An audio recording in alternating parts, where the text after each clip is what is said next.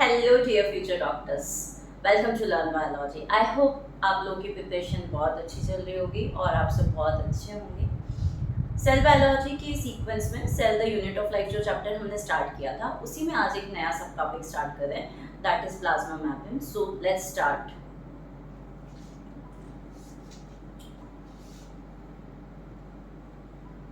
बच्चों, plasma membrane को ही आप सेल मेम्ब्रेन भी कहते हैं और प्लाज्मा मेम्ब्रेन को आप प्लाज्मा लेमा भी कहते हैं। लेमा मीन्स कवरिंग, तो प्लाज्मा लेमा। ओके, अगर आपसे कोई पूछे कि प्लाज्मा मेम्ब्रेन क्या होता है तो मुझे बोलना चाहिए it is the universal structure present in all types of cells। अब इसका क्या मतलब है चिकित्सकों कि present in all types of cells, whether it is prokaryotic cell, whether it is eukaryotic cell, सब में प्लाज्मा मेम्ब्रेन होगी। प्लांट सेल, यूकेरियोटिक सेल में बोले तो plant cell, animal cell, fungal cell, protozoans, सब में आपका सेल मेम्ब्रेन होगी, ठीक है। और प्रोकैरियोट्स में भी सब में सेल मेम्ब्रेन होगी, इसलिए मैंने क्या कहा, universal structure present in all types of cell. होता कैसा है cell membrane? It is thin, elastic, pliable और सेलेक्टिवली परमिएबल इन नेचर। कैसा होता है? Selectively permeable in nature. अगर आप उसकी प्रॉपर्टी की बात करें तो सेलेक्टिवली परमिएबल है। सेलेक्टिवली परमिएबल का ये मतलब होता है कि सेल की रिक्वायरमेंट के बेस पे आपका सेल के अंदर चीजें आती हैं और बाहर जाती हैं। जो भी सॉल्यूट और जो भी सॉल्वेंट वगैरह होते हैं on the basis of requirement अंदर और बाहर आते जाते हैं। अब इतनी बात हो गई। एक लाइन लिखी है एनसीईआरटी ने कि सेल मेम्ब्रेन की जो डिटेल्ड स्ट्रक्चर है, उस डिटेल्ड स्ट्रक्चर का बच्चा पता कब चल पाया था? जबकि आपकी इलेक्ट्रॉन माइक्रोस्कोप की डिस्कवरी हो गई उसके बाद। तो only after discovery of electron microscope. और ऐसा क्यों हुआ कि इलेक्ट्रॉन माइक्रोस्कोप की डिस्कवरी के बाद आप डिटेल स्ट्रक्चर या डिटेल स्टडी कर पाए? इसलिए बिकॉज यहाँ मैंने लिखा है कि cell membrane is very thin, और यहाँ पे हम ध्यान रखें कि उसकी जो थिकनेस होती है वो कितनी, लगभग 75 एंगस्ट्रॉन होती है। ऐसा क्यों होता है उसके बारे में अभी देखेंगे। 75 एंगस्ट्रॉन मानी जाती है उसकी थिकनेस। अब आगे चले, बोला only after the discovery of electron microscope. यहाँ से क्वेश्चन आ सकता है कि इलेक्ट्रॉन माइक्रोस्कोप किसने डिस्कवर किया? तो दो साइंटिस्ट थे, नॉल एंड रस्का। इन्होंने इलेक्ट्रॉन माइक्रोस्कोप को डिस्कवर किया था। ओके, इतनी बात समझ में आती है, ठीक है।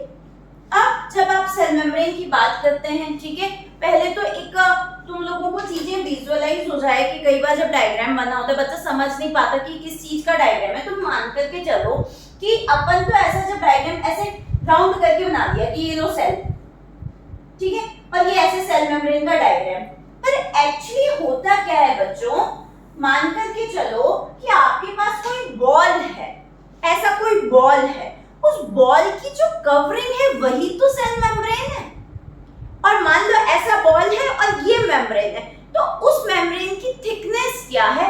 वो यहाँ पे 75 एंगस्ट्रॉन बताई गई है। इतना थिन आपका क्या होता है? सेल मेम्ब्रेन होता है। तो चीजों को थोड़ा इमेजिन करने की कोशिश करें, विजुअलाइज करने की कोशिश करें, ठीक है। अब आगे चलते हैं, ठीक है। सेल मेम्ब्रेन की कंपोजिशन की बात कर लेते हैं। कंपोजिशन ऑफ सेल मेम्ब्रेन क्या है बेटा? वहां पे आप मान करके चलें कि 58% या 58 से 59% तो बेटा आपका प्रोटीन होता है। उसके बाद 40% आपका लिपिड होता है और बाकी बचे हुए 1 to 2% में कार्बोहाइड्रेट होता है। क्या होता है? कार्बोहाइड्रेट होता है। ठीक है, ये एनसीईआरटी का डेटा नहीं है, ये on the basis of study of all types of membrane ऐसा कंक्लूड किया गया है कि आपका सबसे ज्यादा क्या होगा? आपका सबसे ज्यादा प्रोटीन होगा, देन आपका लिपिड और देन कार्बोहाइड्रेट। यहां से क्वेश्चन आ सकता है कि इंक्रीजिंग और डिक्रीजिंग ऑर्डर में अरेंज करो तो सबसे ज्यादा protein, then lipid, then carbohydrate. अब एनसीईआरटी कहती है कि जो ह्यूमन बीइंग है, जो ह्यूमन की जो आरबीसी होती है, उस आरबीसी की मेम्ब्रेन में जो कंपोजिशन है उसके लिए वो ये बात कहते हैं कि प्रोटीन आपका कितना है? वो है आपका 52% और लिपिड है 40%। ठीक है, ये डेटा है, याद रखना है बच्चों को। This is from NCERT. ठीक है, अब बच्चे यहाँ से कंफ्यूज नहीं होंगे। कई बार हम भूल जाते हैं लिपिड 52 था या प्रोटीन 52 था, ऐसा कंफ्यूजन हो जाता है। तो ऐसा ध्यान रखेंगे कि लीजा हेडन बाद में आई है और प्रियंका पहले आ गई, ऐसे ध्यान रख लो। या अल्फा पार्टिकल में जब हम मेंटल एबिलिटी पढ़ते हैं तो एल पहले आता है और पी बाद में आता है, तो पी का वैल्यू आपका जो है बड़ा है और एल का वैल्यू आपका छोटा है, ऐसा आप ध्यान रख के चले। अब एनसीईआरटी में लाइन दी गई है कि जो सेल मेम्ब्रेन का जब स्ट्रक्चर आप पढ़ते हैं तो कि an improved model, cell membrane की स्ट्रक्चर को एक्सप्लेन करने के लिए एक इम्प्रूव्ड मॉडल दिया गया। व्हाई दे आर सेइंग कि भाई इम्प्रूव्ड मॉडल है ना? क्यों? क्योंकि जब सेल मेम्ब्रेन की स्टडी की गई थी, देखो कोई भी चीज जब आपको क्लियरली दिख नहीं रही होती है या वो प्रॉपर विजिबल नहीं है तो आप उसके लिए मॉडल देते हो, और अगर वो मॉडल उसके फंक्शनिंग को एक्सप्लेन कर पाता है, उसकी स्ट्रक्चर को प्रॉपर एक्सप्लेन कर पाता है, तो वही मॉडल बाद में वैलिड हो जाता है, सक्सेसफुल हो जाता है और उसके बेस पे ही फिर उसकी प्रॉपर स्टडी स्ट्रक्चर को एक्सप्लेन किया जाता है। ठीक है, तो यहाँ पे मैंने कहा कि एन इम्प्रूव्ड मॉडल, तो एक्चुअली जो मेन मॉडल था वो तो सिंगल एंड निकोलसन का था, उसकी अब हम बात करेंगे। सबसे पहले बच्चों जो मॉडल दिया गया था, सबसे पहले आपका जो मॉडल दिया गया था, दैट मॉडल वाज, वो जो मॉडल था आपका वो था सैंडविच मॉडल। कौन सा model? Sandwich model. And this model was given by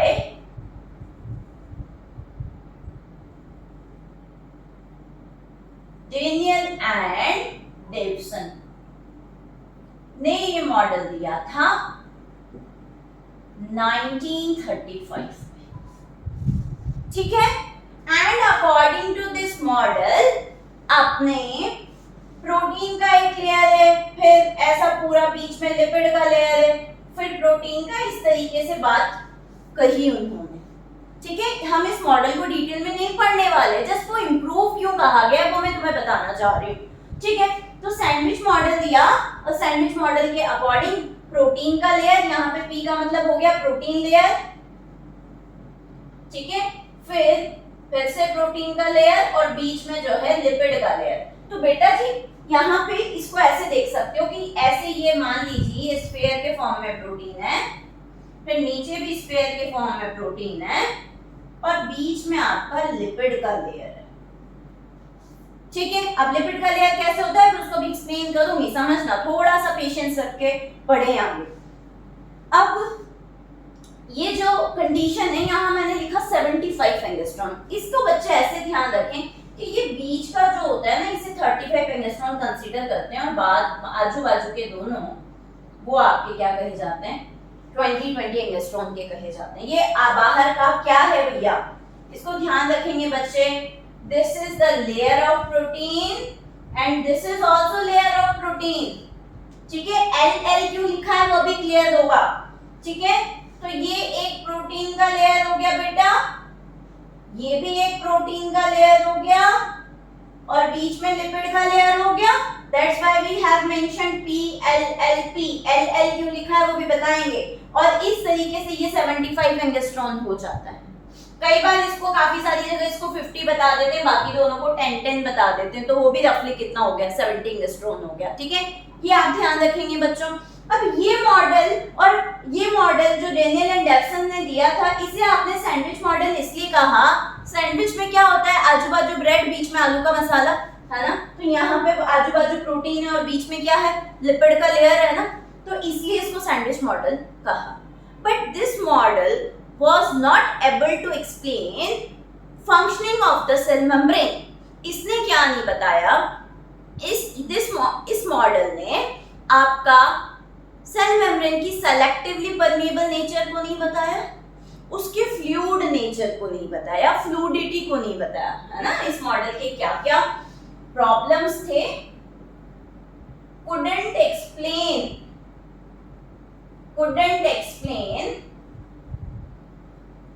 selectively permeable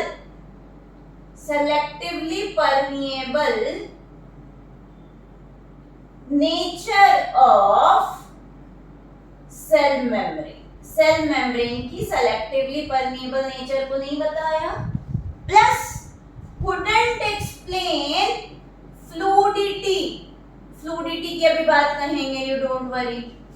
fluidity क्या होती है सेल मेम्ब्रेन का, भी सिर्फ इतना ध्यान रखो कि सेल मेम्ब्रेन नेचर में इलास्टिक और प्लायबल होता है, तो कहीं ना कहीं वो थोड़ा सा मैट्रिक्स के फॉर्म में होता है, तभी एक्सपांड कर पा रहा है ना, ठीक है। तो फ्लूइडिटी को नहीं बता पाया, ठीक है। तो पहली बार पिक्चर में कौन आए, डेनियल डेवसन आए। कब दिया था मॉडल, 1935 में दिया था। उसके बाद आपका एक और मॉडल दिया गया इसी को एक्सप्लेन करने के लिए, that was unit membrane model. कौन सा मॉडल बच्चों, यूनिट मेम्ब्रेन मॉडल। उसके बाद जो मॉडल दिया गया था वो था आपका यूनिट मेम्ब्रेन मॉडल। एंड ये यूनिट मेम्ब्रेन मॉडल जिस साइंटिस्ट ने दिया था उनका नाम था रॉबर्टसन। उन्होंने ये मॉडल 1959 में दिया। उन्होंने ये मॉडल कब दिया, 1959 में दिया। और इनके साथ भी, इसकी भी डिटेल एक्सप्लेनेशन की बात नहीं कर रहे हैं, इनके साथ भी सेम प्रॉब्लम हुई कि इन्होंने सेल मेम्ब्रेन की फ्लूइडिटी को नहीं बताया, इन्होंने सेल मेम्ब्रेन के सेलेक्टिव परमिएबल नेचर को नहीं बताया, ठीक है, नहीं बता पाया इनका मॉडल, इसलिए ये भी क्या सक्सेसफुल नहीं हुए। बस इन्होंने ये बात कह दी थी कि ये एनसीईआरटी में भी लिखी हुई है, ठीक है, कि membranes of all the organelles and all the cell are structurally and functionally similar, but their composition percentage जो होता है composition का वो वेरी कर सकता है और साइज वेरी कर सकती है। composition कैसे बेटा, जब आप जैसे माइटोकॉन्ड्रिया के इनर मेम्ब्रेन पे क्या होता है, एरोबिक रेस्पिरेशन होता है, और उसी पे वो 5 कॉम्प्लेक्सेस मिलते हैं, सभी पे तो नहीं मिलते हैं ना, तो डिफरेंस आया कि नहीं आया, ठीक है। तो इसलिए इस बात को आप स्टार मार्क करके ध्यान रख लेना, अभी मैं आगे भी बता दूंगी कि all membranes are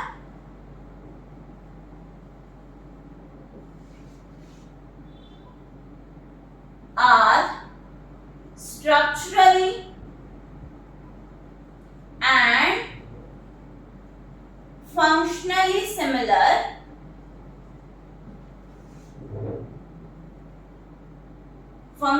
similar,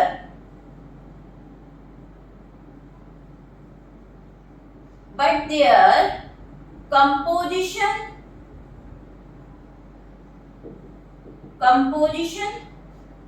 and but their composition and size में यहां का मतलब है थिकनेस में वेरी। ठीक है, अब ऐसा भी नहीं है बहुत थिक हो जाएगी बहुत थिन हो जाएगी, वो जो तुम्हें स्पेसिफिक डायमीटर बताया उसके अकॉर्डिंग रहेगी। दूसरी बात, यहाँ पे फंक्शनली सिमिलर से बच्चों को बोला, अभी तो आपने माइटोकॉन्ड्रिया का एग्जांपल दिया, बोला उसमें एरोबिक रेस्पिरेशन हो रहा है। फंक्शनली सिमिलर का मतलब ये है कि सब जो है नेचर में सेलेक्टिवली परमेएबल रहेगी, ऐसा नहीं कि सब आने दो सब जाने दो, है ना। सेलेक्टिवली परमेएबल होगी, on the basis of requirement चीजों को अलाउ करेगी और on the basis of requirement चीजों को सेल से बाहर जाने देगी। ओके, पर ये मॉडल भी फ्लूइडिटी को नहीं बता पाया, आपको ये ध्यान रखना है, ये एनसीईआरटी का पॉइंट है।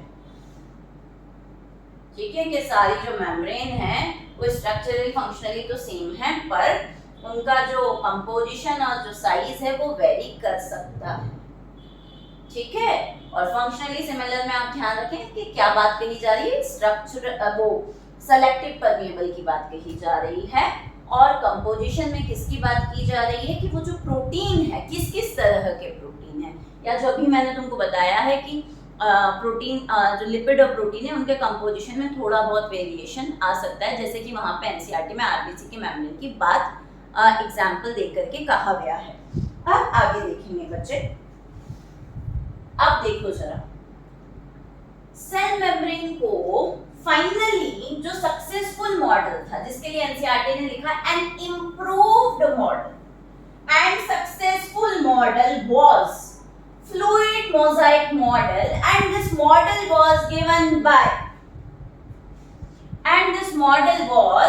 given by Singer and Nicholson। और उन्होंने ये मॉडल कब दिया, 1972 में। आइए, an improved model, last model, successful model was क्या था, fluid mosaic model, and this model was given by Jonathan Singer and Garth Nicholson, and they given, उन्होंने ये मॉडल कब दिया, 1972 में। ठीक है, अब आएंगे बच्चे why this, ये नाम जो है इस मॉडल को क्यों दिया गया है, why it is known as fluid mosaic model। बच्चों, fluid means liquid like, matrix liquid or matrix, mosaic means patches। अब यहां पे इसका क्या मतलब है, एक्चुअली यहाँ पे जो फ्लूइड है, मैट्रिक्स जो है वो लिपिड का है चिकित्सकों, और पैचेस जो है वो किसके हैं, प्रोटीन के हैं। ठीक है, इसीलिए इस मॉडल के लिए एक लाइन कही जाती है, protein icebergs in sea of lipid, protein icebergs in sea of lipid. ठीक है, तो यहां पे लिक्विड और मैट्रिक्स किसका, लिपिड का। ठीक है, और पैचेस किसके, प्रोटीन के। ठीक है, इसका मतलब ये हो गया कि आपका लिपिड के समंदर में प्रोटीन के आइसबर्ग्स फ्लोट कर रहे हैं। तो अभी थोड़ी देर पहले मैंने कहा था कि फ्लूइडिटी को नहीं एक्सप्लेन कर पाए, तो इस मॉडल की हेल्प से हम फ्लूइडिटी बता पाए, और सेल मेम्ब्रेन की जो फ्लूइडिटी होती है उसमें जो इलास्टिसिटी होती है, प्लायबिलिटी होती है, वो मेनली किसकी वजह से होती है, वो लिपिड की वजह से होती है। ओके, अब आगे देखो, जब बच्चे इस मॉडल की बात करेंगे तो मैं सबसे पहले यहाँ पे बस मैं एक रफ डायग्राम, अच्छा चलो डायग्राम देखते हैं पहले मैं कंपोजिशन की बात कर लेती हूँ। पहला और इम्पोर्टेंट कंपोनेंट जो है that is lipid. Lipid is the most important component, है ना। मेजर कंपोनेंट और मोस्ट इम्पोर्टेंट कंपोनेंट।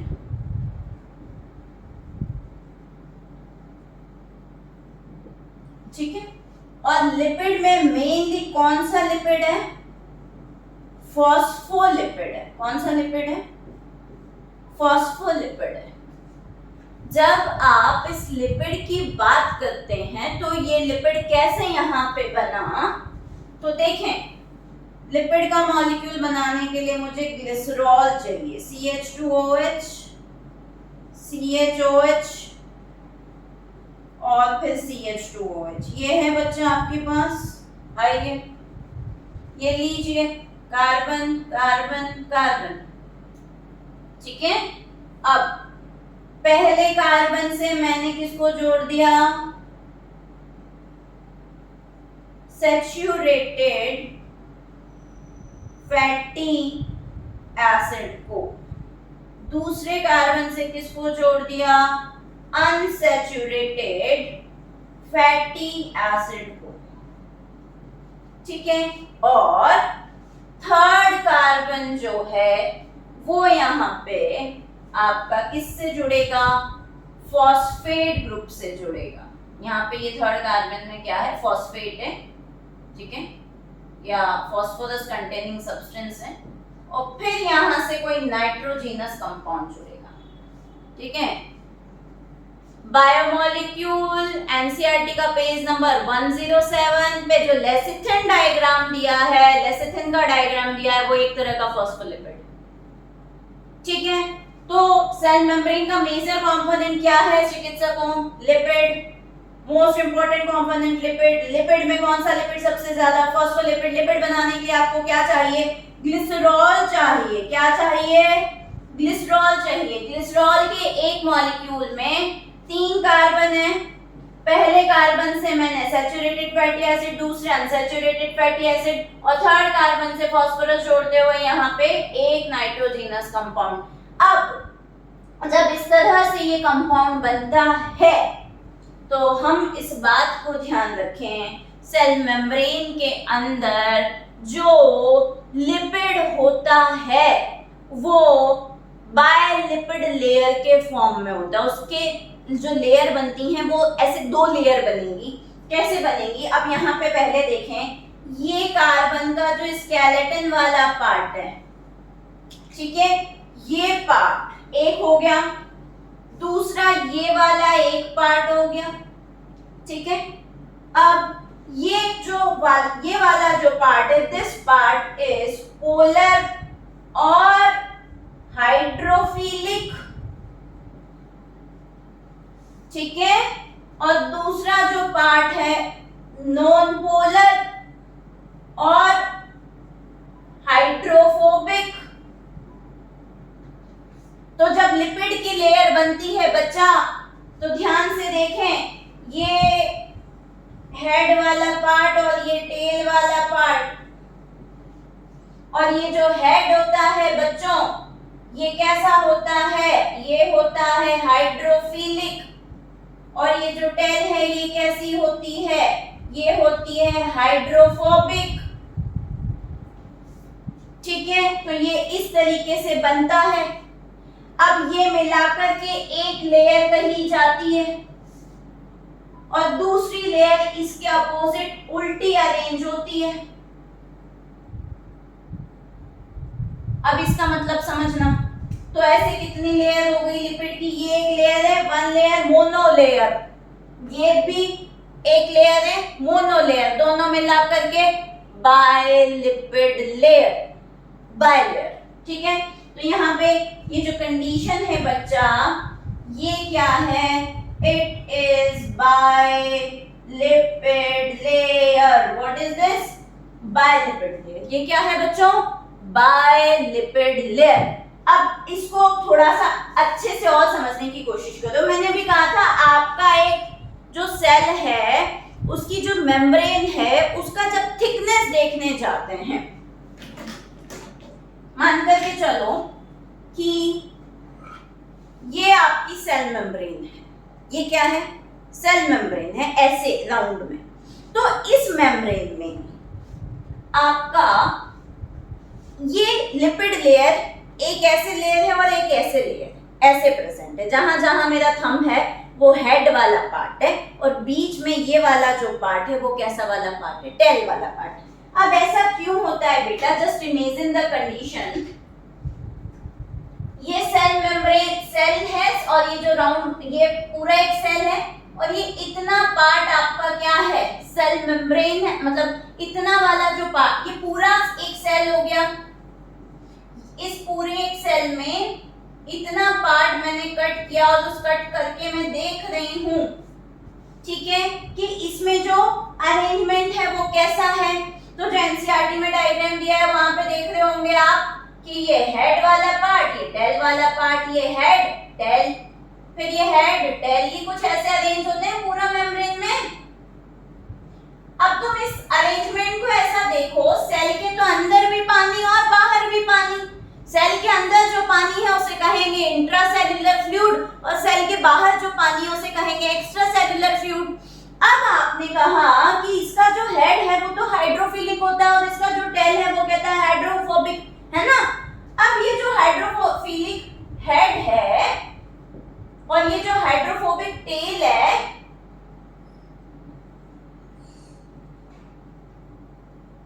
ठीक है, ये इसका हेड, ये इसकी टेल और ये इसका हेड और फिर ये वाली इसकी टेल। ये वाला इससे कहता है कि मैं तुझसे दोस्ती करूंगा, ठीक है, नीचे वाला कहता है इसको मैं तुझसे दोस्ती करूंगा, बोले उल्टा लटक जा, ठीक है। उल्टा क्यों लटका वो, है ना, उल्टा इसलिए लटका, अब इसके जस्ट अपोजिट इसका सिर यहाँ पे रख देती और टेल यहाँ पे रख देती, तो मैंने क्या बोला, सेल के तो अंदर भी पानी और बाहर भी पानी। तो यहाँ अगर ऐसी कंडीशन होती कि ये हेड है और ये टेल है, तो बच्चों उस कंडीशन में ये वाला पार्ट वाटर को फेस कर रहा था और वो तो चाहता ही नहीं पानी को फेस करना, हाइड्रोफोबिक, उसको तो हाइड्रोफोबिया है, पानी से डर लगता है, वो तो पानी से दूर भागता है, इसलिए उसने कहा कि सिर नीचे करूंगा और पैर ऊपर करूंगा। और इस तरह का अरेंजमेंट लाइन है एनसीईआरटी की, ठीक है। ये जो अरेंजमेंट है वो सैचुरेटेड फैटी एसिड को या फैट एसिड्स को वाटरी इन्वायरमेंट से या एक्वस इन्वायरमेंट से बचाने के लिए ऐसा होता है कि हेड बाहर और टेल अंदर की तरफ होते हैं, अरेंज होते हैं और इस तरह से एक बायलिपिड लेयर बनती है। तो this part will be in the contact of water, this part will be in the contact of water और बीच का पार्ट जो है एक दूसरे के साथ जुड़ा हुआ है या एक दूसरे के कांटेक्ट में है। और ये जब एक दूसरे के कांटेक्ट में आया तो ऐसी क्या चीज है जिसने इन दोनों को स्टेबल रख पाया, तो वो जो चीज है जो इन दोनों को स्टेबल रख पा रही है इनके बीच में है weak van der Waals force. Weak van der Waals force वो इनको बांधे रख रहा है। आ रही है क्या बच्चों को बात समझ में? ठीक है, आगे चलते हैं। तो अभी तक क्या देखा, रिकॉल करो, कुछ मैसी ना हो रहा हो। सेल मेम्ब्रेन का मेजर कंपोनेंट क्या था, लिपिड था। मोस्ट इंपॉर्टेंट कंपोनेंट है, क्या प्रोवाइड करता है, बोले फ्लूइडिटी प्रोवाइड करता है। लिपिड क्या करता है, फ्लूइडिटी प्रोवाइड करता है। लिपिड मेनली कौन सा लिपिड है, फॉस्फोलिपिड है। बनाया कैसे, बोला ग्लिसरॉल के मॉलिक्यूल से बनेगा। पहले कार्बन पे सैचुरेटेड फैटी एसिड, दूसरे पे अनसैचुरेटेड और तीसरे पे फास्फोरस जोड़ते हैं, उसके साथ नाइट्रोजन कंटेनिंग कंपाउंड। इसका ये ऊपर वाला जो पार्ट है वो पोलर है, नीचे वाला पार्ट क्या है, नॉन पोलर है। इसमें जो पोलर पार्ट है वो उसको आप कह रहे हो head, hydrophobic head, sorry hydrophilic head, और जो टेल वाला पार्ट है टेल वाला जो पार्ट है वो हाइड्रोफोबिक टेल। ऐसे ही अब बोला बायलिपिड लेयर के फॉर्म में अरेंज होता है। अकेला मोनोलेयर वहां पे स्टेबिलिटी नहीं प्रोवाइड करती, इसलिए बायलिपिड लेयर हुई, ठीक है। और दोनों लेयर के हेड बाहर की तरफ और टेल अंदर की तरफ आ गए, ताकि वो अपने आप को मैट्रिक्स से बचा करके रखें। आई होप मेरे बच्चों को ये बात समझ में आती है, ठीक है। अब इतना अगर समझ में आता है तो आगे चलते हैं। लिपिड में ही चल रहा है अभी। अब बच्चों ये लिपिड जो है प्लाज्मा मेम्ब्रेन को फ्लूइडिटी प्रोवाइड करता है, और इस फ्लूइडिटी का ये फायदा है कि इस फ्लूइडिटी की वजह से जो मूवमेंट है वो इजी हो जाता है। ठीक है, अगर आपसे पूछे कोई, एक मिनट रुकिएगा, अगर आपसे पूछे कोई कि जो सेल मेम्ब्रेन है, ठीक है, उसकी फ्लूइडिटी किसकी वजह से, बोले लिपिड की वजह से। लिपिड में मेनली आप बोलते हो कौन सा लिपिड, तो फॉस्फोलिपिड। और फिर फॉस्फोलिपिड में भी आपसे पूछ लिया जाए कि भैया कौन, तो आप बोल दोगे वहां पे अनसैचुरेटेड फैटी एसिड।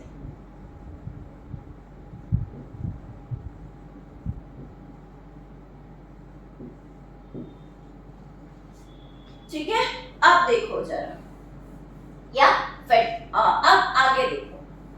अब इस फ्लूइडिटी नेचर की वजह से सेल मेम्ब्रेन के अंदर प्रोटीन का मूवमेंट हो पाता है। क्या हो पाता है? प्रोटीन का मूवमेंट हो पाता है। कैसे? अब मैं तुमको यहाँ पे सिंगल एंड निकोलसन का मॉडल बता रही हूँ, उसी के बाद अभी आगे प्रोटीन का भी फॉर्म देखेंगे। देखो, अकॉर्डिंग, अभी आपको लिपिड का लेयर तो समझ में आ गया, तो ये लीजिए लिपिड का लेयर प्रेजेंट होगा।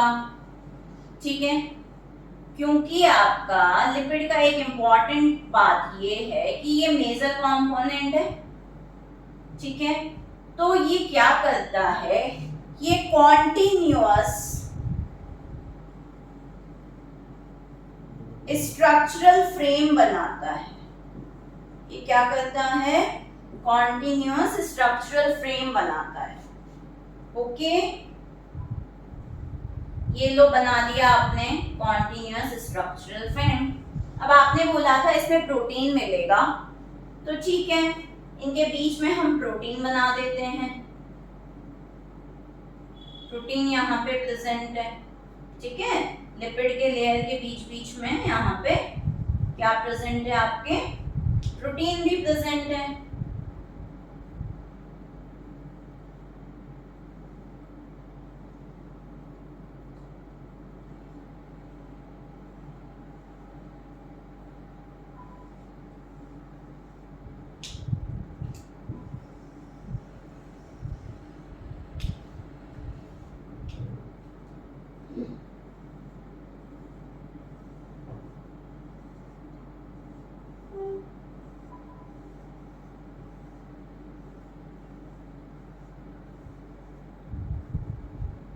ठीक है, अब देखेंगे बच्चे यहाँ पे ये जो मेम्ब्रेन है, इस मेम्ब्रेन में ये आपका बायलिपिड लेयर हो गया। बच्चा ये क्या हो गया? बायलिपिड लेयर। फिर बीच बीच में ये यहाँ पे कोलेस्ट्रॉल मिलता है। क्या मिलता है? कोलेस्ट्रॉल मिलता है। ठीक है, ये क्या है? ये आपका शुगर है। ये क्या है? शुगर। इसका भी मैंने डिस्कशन नहीं करा, करूंगी। ये यहाँ पे क्या है? Peripheral protein. ये क्या है? Peripheral protein. ये क्या है? ये यहाँ पे है इंटीग्रल प्रोटीन।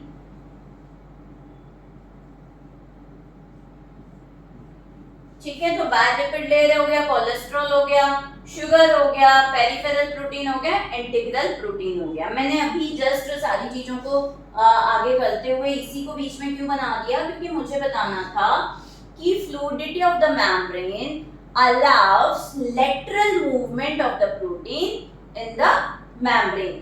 देखो, अगर ये नेचर, ये स्ट्रक्चर फ्लूइड नहीं होगी तो ये प्रोटीन इस तरफ और इस तरफ मूव नहीं कर सकता। ये फ्लूइड है इसलिए ये इधर उधर जा सकता है। आ रही है बात समझ में? ये क्या है? इसका लेटरल मूवमेंट है। ये क्या है? इसका लेटरल मूवमेंट। तो आप ये कह सकते हो जितना ज्यादा लिपिड, अगर लिपिड ज्यादा है तो फ्लूइडिटी भी ज्यादा है, और लिपिड कम है तो फ्लूइडिटी भी कम है। और फ्लूइडिटी जो है, फ्लूइडिटी की वजह से प्रोटीन का क्या होता है? लेटरल मूवमेंट होना पॉसिबल हो जाता है। आई होप बच्चों को इतनी बात समझ में आ रही होगी। ठीक है, अब कोलेस्ट्रॉल का यहाँ पे अगर बच्चों को फंक्शन ध्यान रखना है तो लिपिड बोला क्वासी फ्लूइड नेचर होता है। लिपिड का कैसा नेचर है? क्वासी फ्लूइड मतलब सेमी फ्लूइड। तो कोलेस्ट्रॉल क्या करता है? सेल मेम्ब्रेन को स्ट्रेंथ प्रोवाइड करता है, रिजिडिटी प्रोवाइड करता है, मतलब ये दोनों मिलके बैलेंस करते हैं। अगर फॉस्फोलिपिड फ्लूइडिटी प्रोवाइड कर रहा है, ठीक है, तो आपका जो कोलेस्ट्रॉल है ये क्या करेगा? ये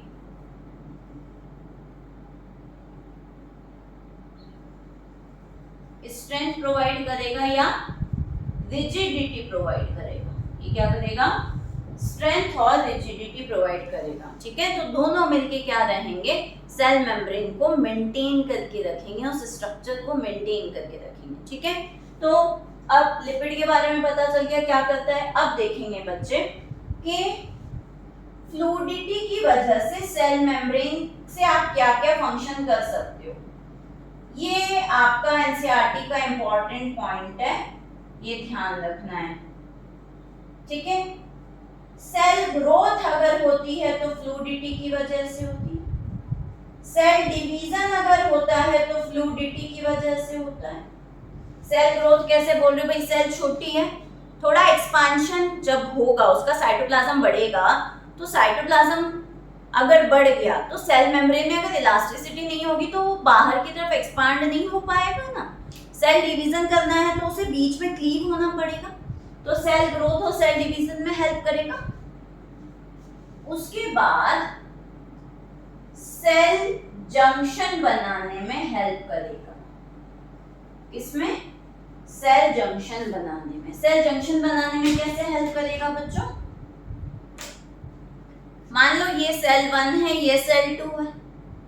सेल मेम्ब्रेन का जो है बाहर, सेल मेम्ब्रेन की जो सरफेस है वो इलास्टिक है, तो आगे एक्सटेंड हुआ, जैसे कि अमीबा स्यूडोपोडिया बनाता है तो ऐसे बना दिया एक सेल ने, दूसरे सेल ने भी ऐसे बना दिया, आपस में आकर के ऐसे फिक्स हो गए।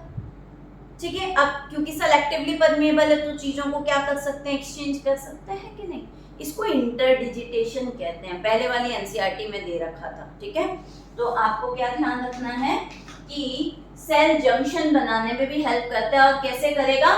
तो ऐसे समझेंगे, ये आपका सेल है, ये लो इसने ऐसे एक बना दिया जंक्शन, ये 1 नंबर सेल, फिर ये दूसरा सेल है, इसने भी बना दिया ऐसा, अब दोनों एक दूसरे में आके फिक्स हो जाएंगे, तो ये क्या बन गया? सेल जंक्शन बन गया, जिसे इंटरडिजिटेशन कहते हैं। ओके, आ रही है बात समझ में? उसके बाद एंडोसाइटोसिस करवाता है। 10th क्लास में जो अमीबा हमने पढ़ा है फेगोसाइटोसिस कर रहा है, इंगल्फ कर रहा है चीजों को, वो इसीलिए कर पा रहा है ना कि ये आपका एक सेल है, अमीबा है मान लो, ठीक है, ये अमीबा नहीं भी है, ठीक है, तो वो ऐसे अपनी सेल मेम्ब्रेन को अंदर की तरफ करता है, एक स्पेस बनाता है और फिर तो वो अंदर की तरफ आता है और फिर उसको इंगल्फ करेगा। एंडोसाइटोसिस, अंदर लेने का प्रोसेस। उसके बाद सेल सीक्रेशन। क्या?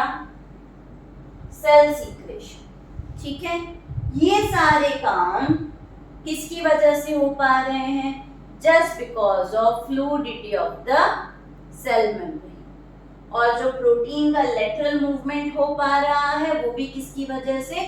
Fluidity of cell membrane. I hope बच्चों को सेल मेम्ब्रेन का लिपिड कंपोनेंट समझ में आया होगा। अब नेक्स्ट देखेंगे बच्चे, नेक्स्ट बात कर रही हूँ प्रोटीन की। बच्चों, प्रोटीन जो कि लिपिड के बाद दूसरा इंपॉर्टेंट कंपोनेंट है। प्रोटीन जो है वो लिपिड के बाद दूसरा इंपॉर्टेंट कंपोनेंट है। आप देखेंगे, अभी इस डायग्राम को मैं इरेज कर रही हूं, ठीक है। एनसीईआरटी खोल के बैठेंगे तो ध्यान से समझ पाएंगे। Protein, there are two types of protein in the cell membrane. एक आपका होता है बच्चों एक्सट्रिंसिक और दूसरा आपका इंटीग्रल या इंट्रिंसिक। और जो एक्सट्रिंसिक है उसी को कहा पेरिफेरल, ठीक है। अब इसको अब ये जो दो टाइप किए गए हैं, ये दो टाइप किसके बेस पे किए गए हैं? लाइन है एनसीईआरटी की, on the basis of ease of extraction,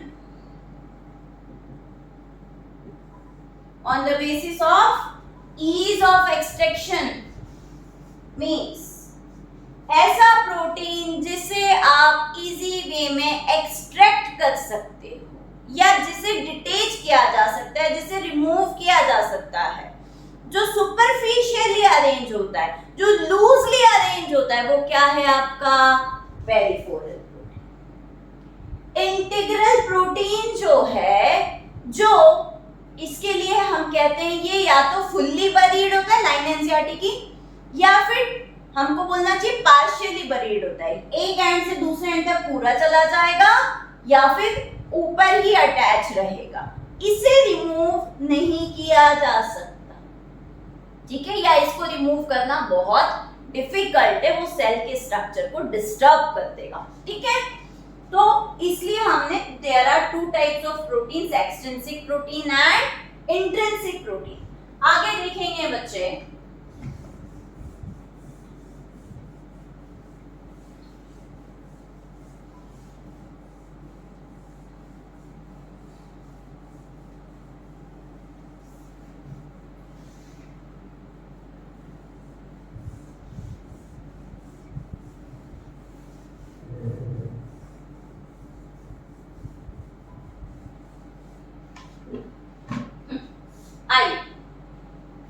on the basis of ease of extraction है, तो जो एक्सट्रिंसिक है इसे क्या बोलोगे? Loosely attached. ये क्या होता है? लूजली अटैच्ड होता है। Can be removed, can be removed, और कैसे रिमूव कर सकते हो? इजीली रिमूव कर सकते हो। ये लूजली अटैच्ड है, सुपरफिशियली अटैच्ड,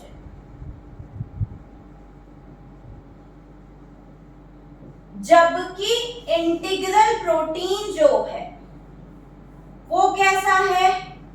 टाइटली बाउंड है, टाइटली बाउंड है या कॉम्पैक्टली बाउंड है, और ये जो प्रोटीन होता है वो बरीड होता है, ठीक है। सेल मेम्ब्रेन के अंदर बरीड होता है, मर्ज होता है। कैसे मर्ज होता है? या तो पार्शियली या फिर फुल्ली।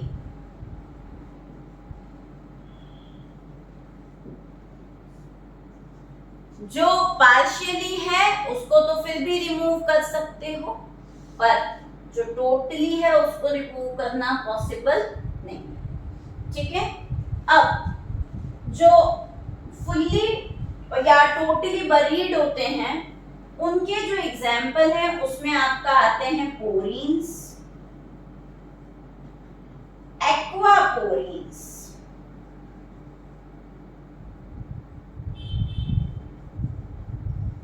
ठीक है। पोरीन्स आ गए, एक्वापोरीन्स आ गए, टनल प्रोटीन्स आ गए, चैनल प्रोटीन्स आ गए। ये सब किसके अंदर है? फुली बरीड और टोटली बरीड प्रोटीन में, और ये इंटीग्रल और इंट्रिंसिक होते हैं। ठीक है, इनको आप ट्रांस मेम्ब्रेन प्रोटीन भी कहते हो।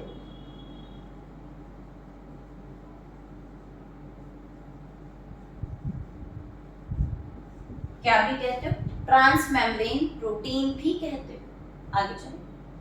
अब ये जो अब जैसे अभी तुमको बताया था कि लिपिड जो है वो अब लिपिड जैसे ऑयल है, फैट है, ये सब कैसे होते हैं? नेचर में नॉन पोलर होते हैं ना, तो उनसे तो चीजें टोटली क्रॉस नहीं हो सकती, पास नहीं हो सकती, है ना। कौन सी चीजें पास नहीं हो सकती? पोलर चीजें लिपिड से पास नहीं। तो पोलर चीजें किससे पास होंगी बच्चा? पोलर चीजें आपके प्रोटीन वाले रीजन से पास होंगी। किससे? प्रोटीन वाले रीजन से। जबकि नॉन पोलर चीजें लिपिड वाले रीजन से पास होंगी। इसके लिए और अभी बाद में देखेंगे। अब ये तो बात समझ में आ गया, टोटली और ये पार्शियली बरीड। एक्सट्रिंसिक प्रोटीन की अगर आपसे पूछा जाए कि पोजीशन कहाँ पे, कैसे, क्या, तो बच्चे क्या बताएंगे कि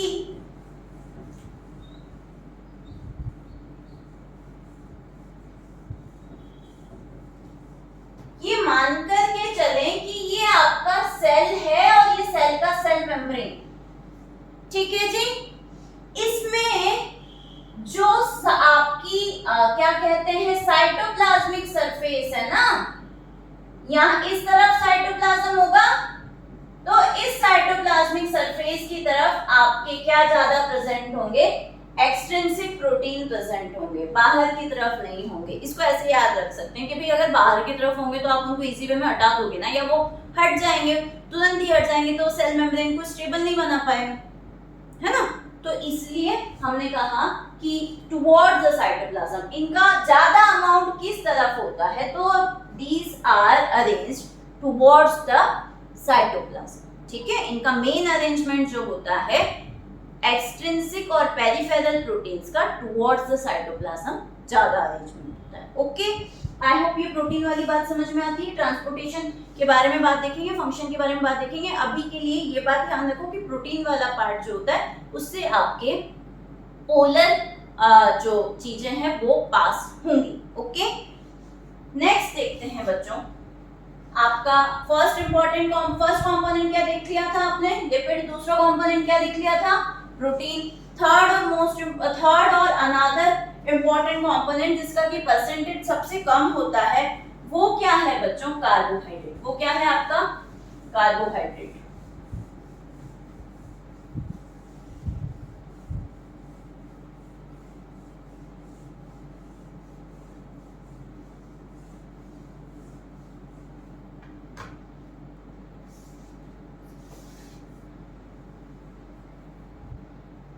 ठीक है, अनदर इंपॉर्टेंट कंपोनेंट जो है वो है आपका कार्बोहाइड्रेट, जिसका परसेंटेज कम होता है। और बच्चे यहाँ पे एक बात ध्यान रखेंगे, सेल मेम्ब्रेन में जो कार्बोहाइड्रेट है it is in the form of oligosaccharide. किसके फॉर्म में होता है? ऑलिगोसैकेराइड के फॉर्म में कार्बोहाइड्रेट होता है।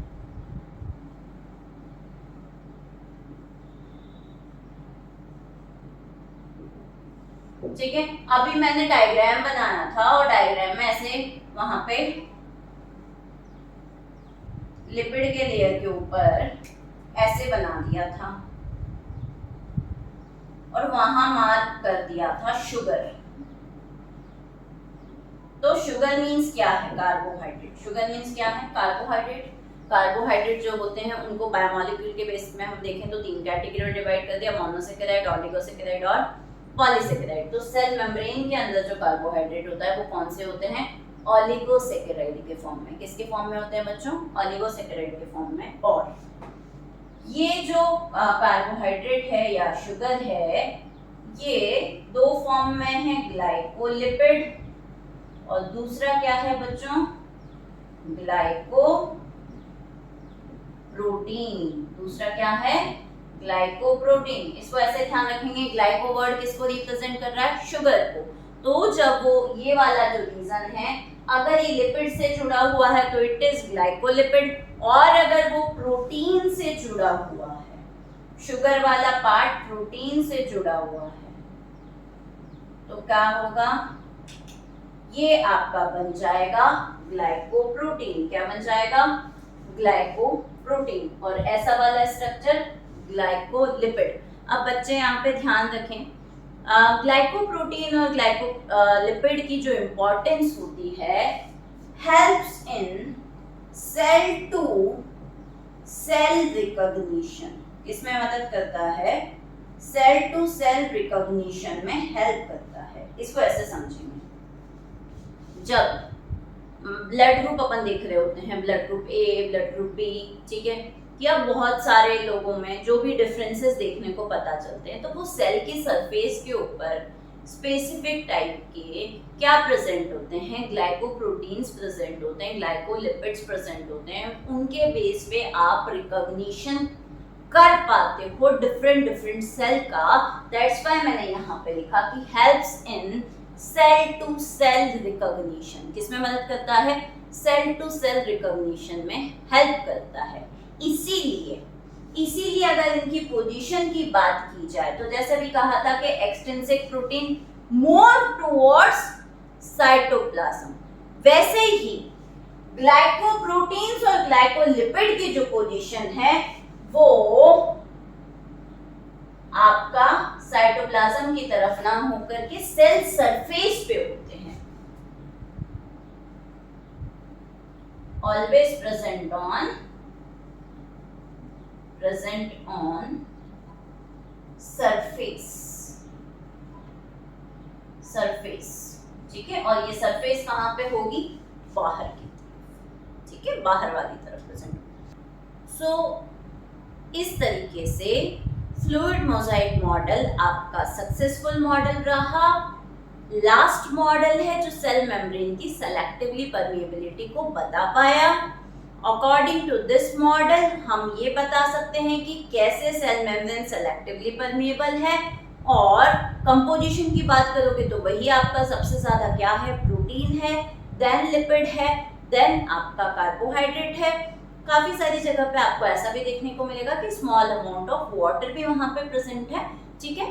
तो आई होप बच्चों को ये पूरा समझ में आया होगा। अभी भी इसमें जो सेल मेम्ब्रेन में जो मूवमेंट होता है, जो सेल के अंदर और बाहर जो ट्रांसपोर्टेशन होता है, वो वाली चीज अभी यहाँ पे मैंने एक्सप्लेन नहीं करी है। वो इसी का मैं पार्ट 2 लेकर के आऊंगी और उसमें मैं मूवमेंट की बात करूंगी, ट्रांसपोर्टेशन की बात करूंगी। तो आई होप मेरे भावी चिकित्सकों को ये वीडियो अच्छा लगा होगा, उन्हें कुछ चीज़ें समझ में आई होगी। तो अगर अच्छा लगा है तो hit like, share and subscribe, ठीक है। और कोई भी डाउट है तो let me know in the comment section. Wish you all the best and thank you so much.